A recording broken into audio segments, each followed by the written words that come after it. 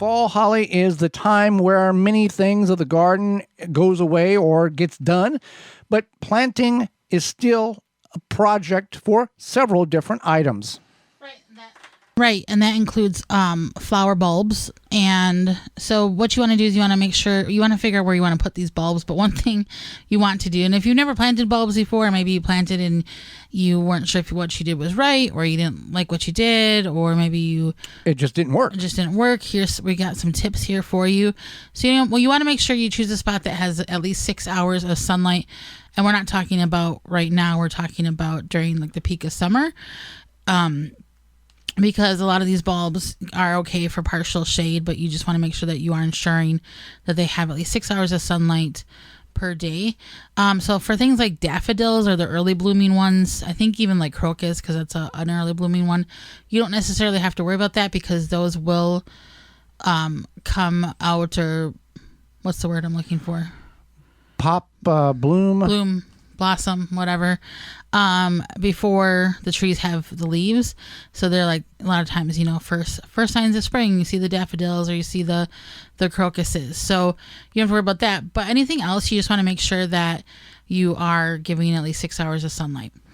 Well, the daffodils, you always can figure that that spring, the snow is pretty much over when those daffodils begin to pop. Yeah, it's definitely a sign.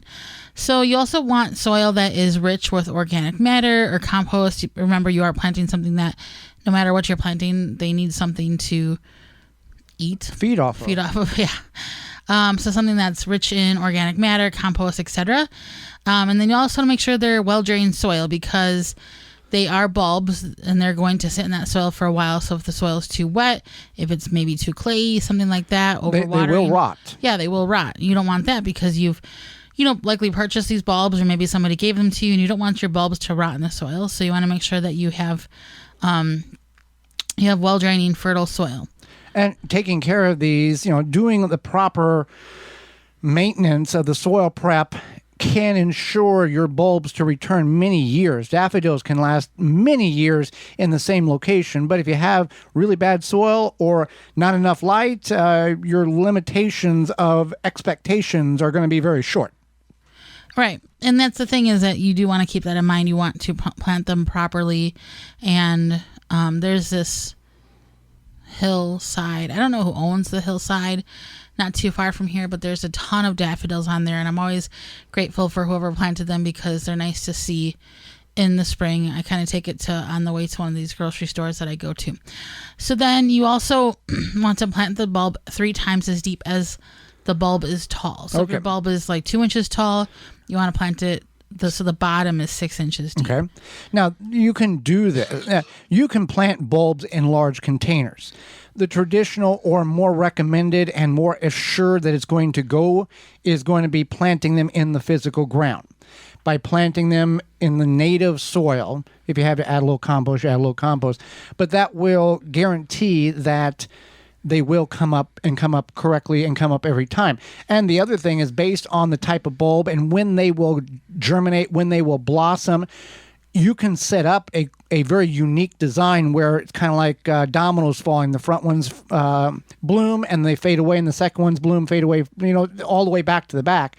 And if you're planting these bulbs in any type of configuration, you want to be aware of how tall they get, because it's really nice and pretty to see a tulip, but if you got a tall flower in front of it, you're never going to see the tulip. So you need to keep aware of your height and how you're going to stagger these. And some of these like lilies and stuff, you want to keep that in mind as well. So when you get your bulbs, you might get them, maybe you have them already, or maybe somebody gave you them and you're not ready to plant them, or maybe you saw a really good deal and you ordered them and they're on their way, but it's still not ready. You want to put them in a plastic bag. If it comes in a plastic bag, that's fine. And then in a paper bag and put them in your fridge. This will prevent them from rotting, and then keeping them in plastic will keep dirt out of your fridge, and the paper just acts as like another layer. Now, we're not wanting to seal these up in a Ziploc bag. We want them to breathe, but we want to have just the protection of the dirt and bulb. So the plastic bag that it comes in, usually when you get the bulbs, they come in a plastic bag that is just kind of loosely tied. Right. It's not super airtight, and that's what you're going for. So there's many different bulbs in which you can choose, and it's based on your geographical area. There's some bulbs that are going to do much better in the north than the south and the east, and elevation. You may be in a portion of the country where you have a higher elevation that certain flowers are just not going to do as well as your neighbor who lives many feet below you. Right. Yep. So yeah, you want to keep that in mind. So you want to plant when the nightly temperatures are around 40 to 50 degrees consistently, or about 6 weeks before you expect the ground to freeze. Good luck with that guess. Yeah. At this point, it's really hard to say, but most people plant their bulbs, like if you are in zone 5, like we are, it's usually October-ish Right. when they plant them, and that's usually a good rule of thumb. If you're not 100% sure and you're like, things have been changing, shifting, you can always call your local garden center. You could always Independent ask a friend. garden center. Don't call the big box store because they won't know. Right. You can always phone a friend. Maybe you have a neighbor maybe the person who gave you the bulbs, be like, when do you plant these? And then you can plan that way. Now, I've heard and I've seen people plant bulbs. Yeah, you want to get them in before your first, but even in the first weeks in December. As long as you can, you really want to get them in to get them established and kind of get them set for the spring. But if you are waiting or do not have time or find a deal on bulbs late in the season, we're talking October, early November, mid-December, mid-November, and they're trying to dump this. As long as you can chisel it in the ground, get it in the ground. Yeah, I agree. You want to get them in the ground. The bulbs aren't going to do anything in your fridge. But again, don't rush to get them in the ground. Oh, I've got these bulbs. I got to throw them in the ground. Boy, I put them in a bad place. Yeah, absolutely. So then you also want to keep in mind that you don't need to fertilize them now. You want to fertilize them in the spring. Right. Fertilizing them now isn't really going to do anything. You're just going to basically waste your money in fertilizer. But fertilizing them in the spring allows for them to actually benefit from that fertilizer. Yeah. And with all of these bulbs, it is good to hold on to the actual paper, the little tag that goes with it. Put it somewhere where it's not going to fade or get wet or get sun stained, so you can learn or remember about these. Like, okay, they're supposed to come up at this time. Okay, they're supposed to be this tall. Some of the maintenance requirements of it. So you have a hard copy of it. Yeah, that's important too. And another thing is to keep in mind that there are bulbs that we don't plant all in the fall.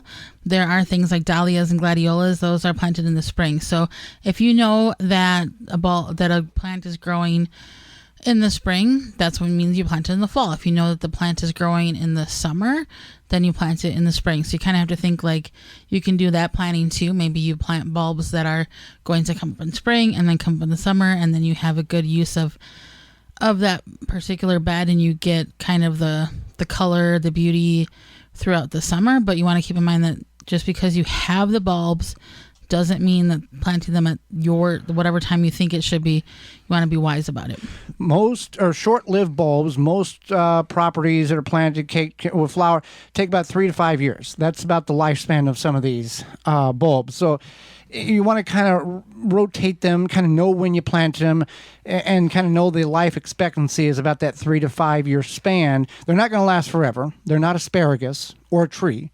So they're going to take, it's their cycle. That's just kind of what it takes to maneuver and take care of the bulbs. And it's still, you're going to have to maintenance. And once you plant these things, it's really best to make sure you make one move and not have to redig them up and plant them. Most flowering bulbs will not last more than a season in storage. So keep that in mind. If you forget to store them,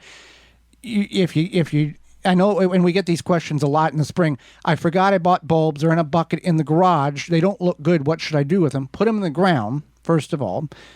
At least you got a chance. Yeah. There are some places and some situations where you put them in the freezer to stratify them or put them through a cold cycle in order to think they went through the ground, and you leave them in for a couple of weeks, and then you plant them outside, and you may get something out of them. But they're just like, for example, potatoes. You let potatoes sit in a shelf for a prolonged period of time, it's going to shrivel up, and it's not going to do much good for anybody. Well, anything else to add you want to? No. Walton's does have something good for all of us, and that is they have everything that you need except for the meat. Absolutely. So we were brought to you today by our sponsors, Walton. We know you care about where your food comes from. Canning, preserving your fruits and vegetables is great, but what about the meat?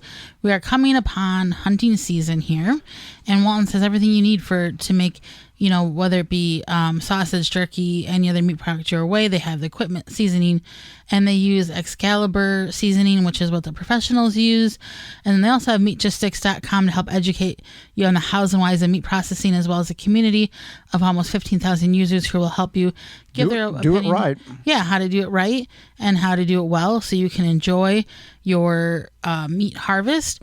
And Walton's has their own full line of meat grinders, mixers, sausage stuffers to help you go from animal to edible. Walton's everything but the meat. You can use code GROW50 to save 10% off your orders of $50 or more. That's waltonsinc.com. For more information, please visit thewisconsinvegetablegardener.com.